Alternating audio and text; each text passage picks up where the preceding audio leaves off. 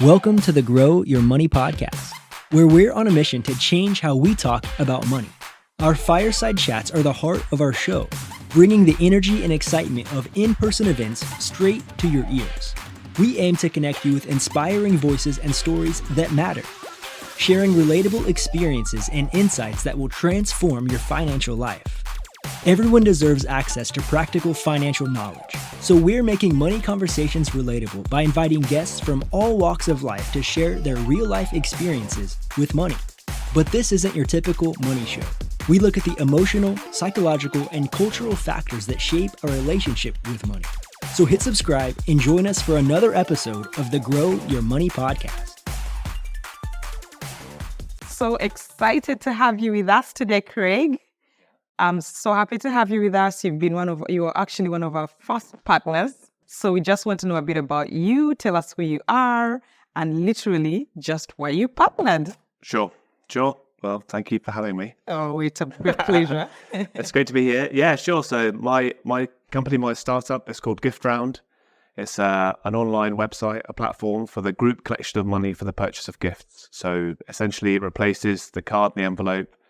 Go around the office for someone's leaving gift or getting married, any sort of celebrations really of people that want to come together to buy someone a gift. You can do it on our website. You can create a collection, invite people to contribute and purchase a gift. That's really cool. It just reminds me of a basket. Like we have a word in my local dialect called the chibo, which is a basket. Because people are going wrong with a basket. So you replace the gift from replacing the basket. The chibo. That's cool. The chibo. Yeah. Totally. That's right. Yeah, absolutely. Yeah. Oh, yeah. Brilliant. And Craig, when I came to you and told you what we're trying to do with the Grow Your Money Challenge, I explained to you that we're trying to basically have these untold stories and talk about different journeys of money.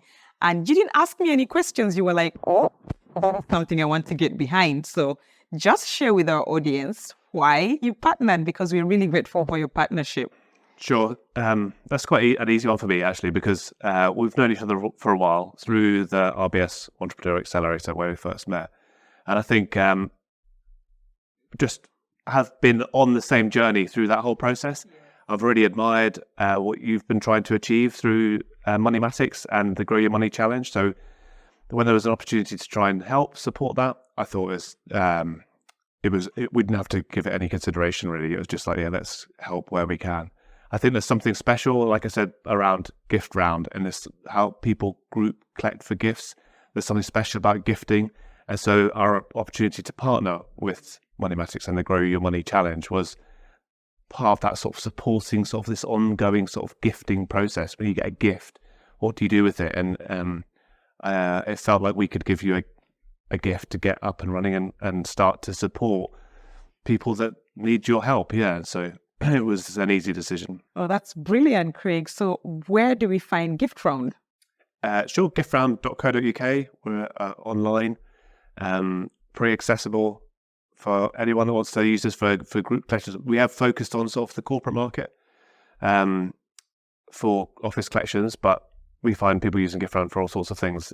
Kids' parties where, they don't want to have 20 bits of plastic toys anymore. They'd rather sort of get everyone to contribute towards something that's a better gift or like a more expensive gift, but maybe there'll be more value, less plastic waste, all that sort of stuff. Nice. So it's more sustainable, I think. We like to see people using GiftRound for all sorts of things. Okay, talk to me a bit about that. So for a birthday party, let's say, instead of everyone bringing presents, how would they? Yeah, so we've seen people use it specifically around for young people, like where they invite everyone in their class, so maybe like a 10th birthday at primary school. Instead of everyone coming along with £5 gifts, maybe the parent will set up a gift round and send it out to the kids coming. And so everyone then they end up with like, I don't know, £200 worth of vouchers, or you can request a bank transfer. But if they had vouchers, they can spend them at John Lewis and buy, I don't know, a scooter or whatever they want to do. But it's like one better gift or one higher value ticket, I guess. Higher value gift. And then the other thing we see a lot of the two sort of peaks and people use it throughout the year is around Christmas and at the end of the school year for parents using GiftRound for primary school teachers' gifts. And it's the same thing. So instead of getting the teacher 20 boxes of Quality Street, which we all like Quality Street, but maybe 20 boxes maybe a bit much. So someone is, and the crazy manicness that exists around the school gate of drop-offs and pickups, someone could just create a collection on GiftRound, send it out via maybe their WhatsApp sort of group, and everyone can contribute in, and you can buy a voucher. And we've got lots of vouchers now through our platform, and if you buy a voucher or a gift within our store, then there's no fees associated with our service, which is quite cool. Yeah, the only fees we have on our platform is if you want to request a bank transfer, and so we have to cover our costs and for our payment provider fees ourselves, and also for our service. Yeah, so Very nice. You're listening to the Grow Your Money podcast. We'll be right back after giving our partners a well-deserved shout-outs. Make group gifting easy and show someone how much you care with GiftRound. Whether it's farewells, birthdays, or just a thank you, their platform makes it simple for colleagues, friends, and families to collect money for group gifts. Create a gift round today and celebrate together. Visit giftround.co.uk to learn more today. Yes, I mean, one of the things that I've spoken to you about is for diasporians, there's always a big thing around when people pass away. So you gift the person that's lost someone to, costs to go towards the funeral and that, because it's typically, if they didn't have like a funeral plan. So I think that it would also be ripe for something like that. One of the key things we want to highlight is founders' stories. It's very important to just look at people's journeys.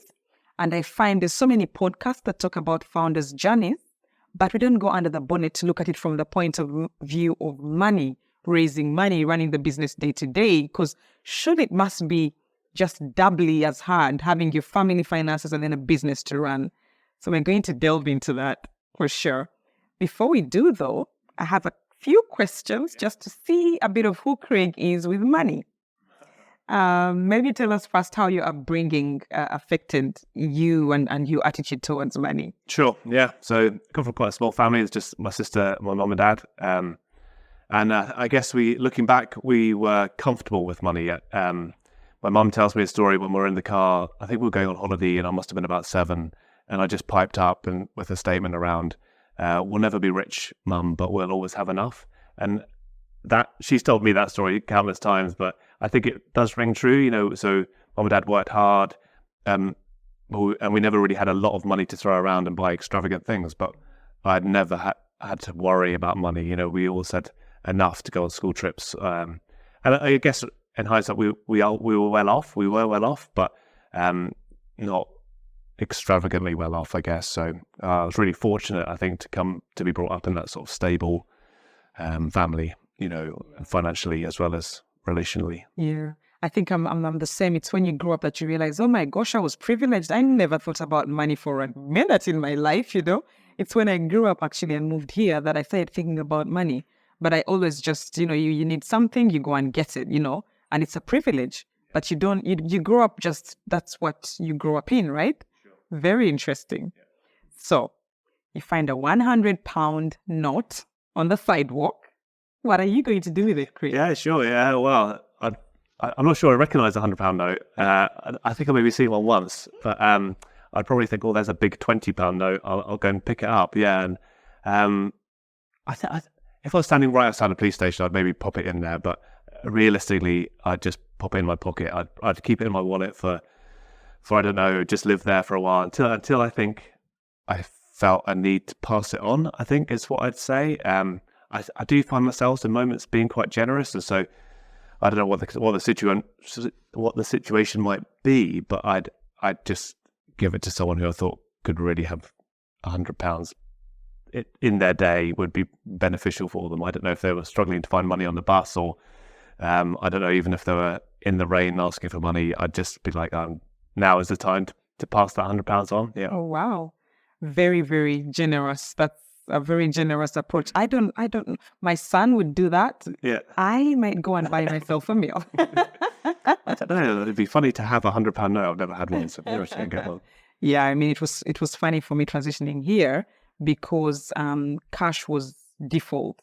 Sure. So the first few years of like being cashless and contactless made me feel insecure.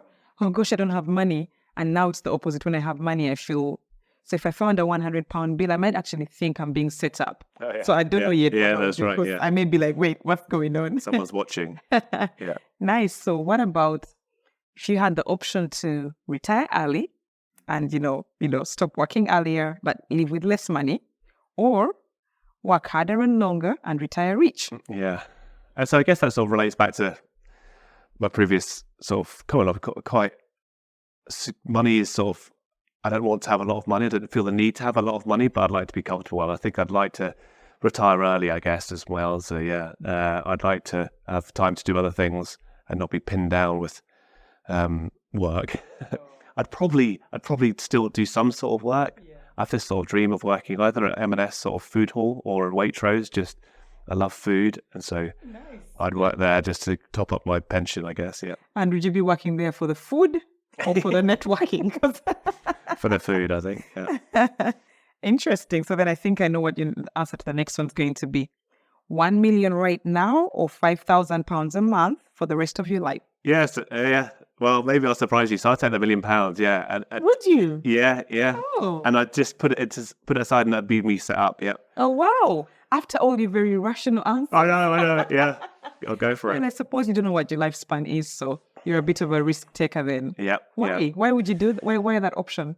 Well, I guess I'd see the £1 million as part of that security. Yeah. So I'd, be able to buy a nice house and put in the rest aside to sort of either invest it or I don't know, give it to some other people. But £1 million seems like a huge amount of money, and then be secure going forward. Yeah. And I could play golf. Interesting. Yeah, golf, which you love. Absolutely. So, big house in a village or a small apartment in a city? Yeah, absolutely. Big house in a village. Really? Yeah. Oh, yeah. gosh, Craig, not my cup of tea. I'll stay in the city any day. Oh, no. No, to be honest, my answer to that is I want to stay in the city half the week and have the big house at the weekend. Can we get it all, though? I don't know. No, I don't think so. Not these days. Oh, well, thank you so much. So, let's delve into it then with GiftRound. What does the early days look like? What sparked the idea, and how do you go from there, basically? Yeah. I've got quite a clear memory of when the idea of GiftRound came to me. But just before that, sort of at work, we used to play a bit of a game where we'd try and come up with new business ideas, and it'd be a bit of, I've got a new idea, we'd share it, and we'd all either laugh at it or think that's a great idea. And I was sort of, during that time, or just after that, when I'd moved on, I was working self-employed for myself. I was helping my mum and dad decorate in their new house. And I don't know whether it was the paint fumes or whatever it was, but I literally woke up with the idea of GiftRound. Of why isn't there an ability to group collect for gifts, on a website, similar to Just Giving that we're all familiar with.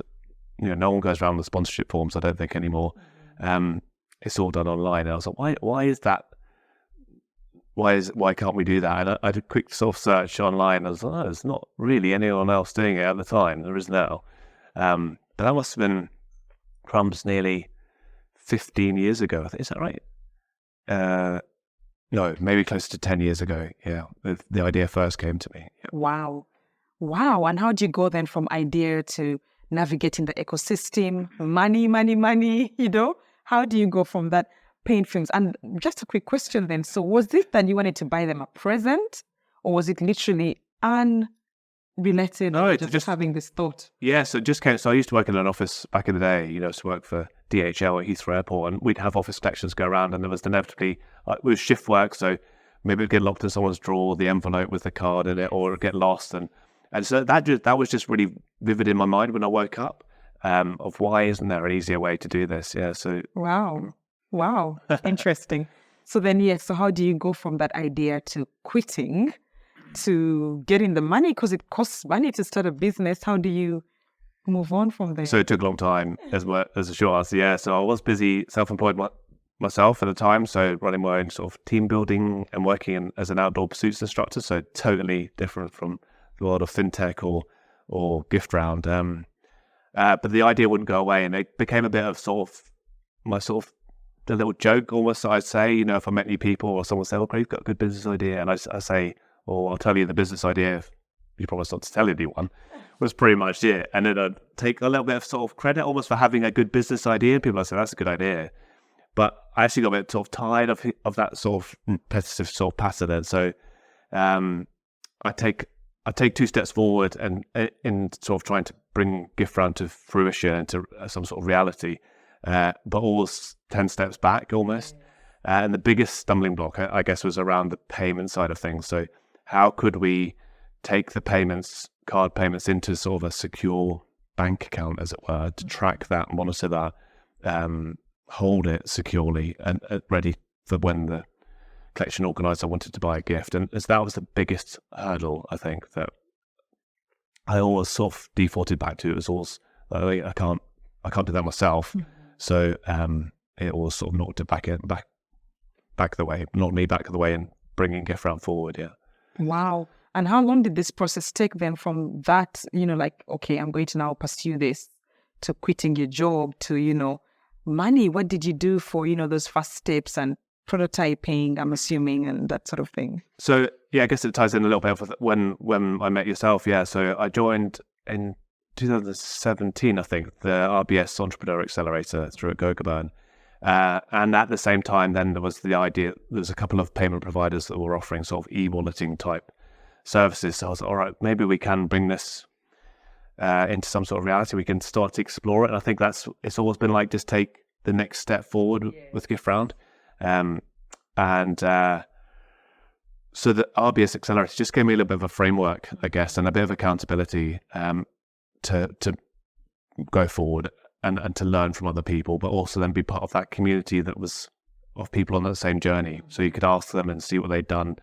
This whole idea, I'd never really thought of asking friends and family to support a business idea, and that I'd never really known that was a thing, really, other than maybe watching Dragon's Den occasionally. But I thought, how do you ever ask a friend or family to back your business or business idea? But that's exactly what we ended up doing. So we took a bit of legal advice and then asked just out through my sort of close friends and family, really, to see if they would want to buy into our idea with an equity investment. And we raised £15,000 through quite a lot. I think we've got like 26 friends and family investors now. So it's quite broad. For a range of people just like give £150 right through to maybe a couple of £1,000 was our biggest at the time. But that just gave us enough to build our MVP. We got some business gateway funding. Yeah. So, yes, they had a quote then, wasn't it, like a 5,000 digital? Oh, that's right. Yeah. A boost, some booster they would give for. Yes. Yeah. So we applied.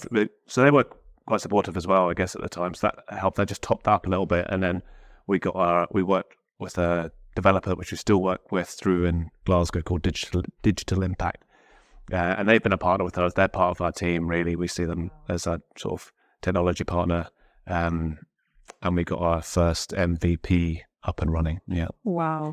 I mean, from everything you're saying, it's really people, networking, asking friends and family, getting a good team, getting the digital impact guys in. Yeah. Brilliant. Wow. And the 15K, that would have been also validation for you that, oh, this is a good thing. People are buying into the idea, because I think that's normally the hardest thing. My idea is good enough for me, but is anyone else going to buy into it? Interesting. So have you had any failures along the way, and what's the role of that been in shaping you as a leader, I suppose, of GiftRound? Yeah, we have had failures and certainly setbacks. I think we launched the MVP, and we had a little bit of support from staff within RBS, and the hub. And we focused on PAs within the Scottish PAA network, and we went to a couple of PA events. And the feedback initially was, that's a great idea. I'm the person that has to chase people around the office. But the biggest sort of hurdle we had was the shift in culture. So when it came to the crux of it, it was easier and such a well-ingrained, established pattern within the office to leave the card at reception, or such and such always takes care of that, and to switch on to online sort of platform they're like, well, we'll just default to what we all know, because everyone knew that's what was happening. The email would go out. And that was supposed to be your basically low-hanging fruit. Yeah, I guess so. Yeah. Okay. Yeah. So the pain point was with the PA, or the office parent, we call them, that person that looks after everyone and organizes these collections. and they could see the benefits, but to shift the whole office environment and culture around what they've always done for the last 20 years was a stumbling block, I guess. Yeah. And how do you overcome that? Because that's, my goodness, you give up at that point if that's what you were thinking was the main market, and now it's not, translating. How do you go the next day and keep, Yeah, so we were seeing some traction. We were seeing some repeat users and sort of those early adopters that were sort of on board, and that was great to see. But we were a startup struggling for traction until early 2020, when people started working from home. COVID was we didn't know what that was all about at the time, but certainly people were starting to work more from home, and so we just saw a steady pickup. People still wanted to celebrate together and show that they care. That's a bit of our strap line. So they still wanted to celebrate birthdays, people getting pregnant and having babies, people getting married and moving on within their teams. But they couldn't do that now with the cash collection around the office because everyone was working from home. And so we saw a shift in that sort of behavior. They couldn't now do that, so they were looking for an alternative, and we were ready to go, already set up. So wow. So a bit of timing, meeting preparedness, because you already have the platform now. You've worked through all the early failures. What about money in that season? How do you go from, by this point, you're doing GiftRound full time. You're finding the PA guys are not adopting as quickly as you thought. How are you navigating that world? Personally, yeah, it was pretty full on. We all went through a lot that period of time. We got a dog at the beginning of March 2020. She's an interesting little character. But then also Olive. Gorgeous name. Yeah, she's great.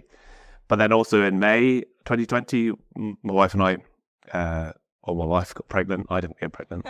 And then shortly after that, we found out it was twins. So in December 2020, we had two little girls, Evie and Alice. So in amongst all that, a growing business, getting used to all that sort of working from home business, but for ourselves, my wife and I, but then also we had this annoying dog, and my wife is now pregnant with twins. Oh my. It's mental. Wow. And how did you get through that? What's been your biggest sort of lessons and takeaways from this journey? Because that will be, gosh, I think some days, and you're quite right. You don't know when you're going to start picking up, and you tend to pick up at the time when everything around you is picking up. Yeah, sure. Yeah. I think we've had really tough times and tough days with around the technology of GiftRound and the platform. Occasionally we've had to take it offline to solve an issue, a problem.